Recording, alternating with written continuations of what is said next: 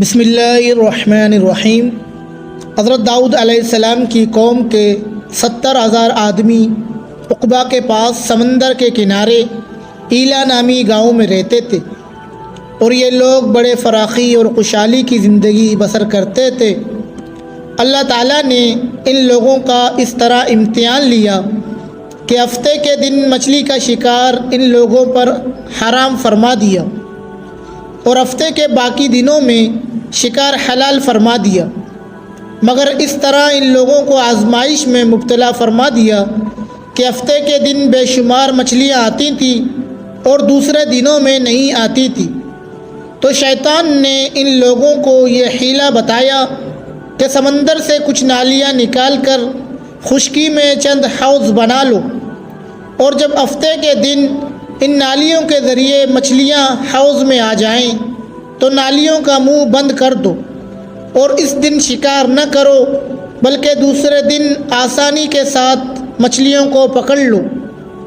ان لوگوں کو یہ شیطانی حیلہ بازی پسند آ گئی، اور ان لوگوں نے یہ سوچا بھی نہیں کہ جب مچھلیاں نالیوں اور حوضوں میں قید ہوں گی تو یہی ان کا شکار ہو گیا۔ تو ہفتے ہی کے دن شکار کرنا پایا گیا جو ان کے لیے حرام تھا۔ اس موقع پر ان یہودیوں کے 3 گروہ ہو گئے۔ کچھ لوگ ایسے تھے جو شکار کے اس شیطانی حیلہ سے منع کرتے رہے اور ناراض اور بیزار ہو کر شکار سے باز رہے، اور کچھ لوگ اس کام کو دل سے برا جان کر خاموش رہے۔ دوسروں کو منع نہ کرتے تھے بلکہ منع کرنے والوں سے یہ کہتے تھے کہ تم لوگ ایسی قوم کو کیوں نصیحت کرتے ہو جنہیں اللہ تعالیٰ ہلاک کرنے والا ہے یا سخت عذاب دینے والا ہے۔ اور تیسری گروہ کچھ اور سرکش و نافرمان جنہوں نے حکم خداوندی کی اعلانیہ مخالفت کی اور شیطان کے حیلہ بازی کو مان کر ہفتے کے دن شکار کر لیا اور ان مچھلیوں کو کھایا اور بچا بھی لیا۔ جب نافرمانوں نے منع کرنے کے باوجود شکار کر لیا تو منع کرنے والی جماعت نے کہا کہ اب ہم ان معصیت کاروں سے کوئی میل ملاپ نہ رکھیں گے۔ چنانچہ ان لوگوں نے گاؤں کو تقسیم کر کے درمیان میں ایک دیوار بنا لی اور آمد و رفت کا ایک الگ دروازہ بھی بنا لیا۔ حضرت داؤد علیہ السلام نے غضبناک ہو کر شکار کرنے والوں پر لعنت فرما دی۔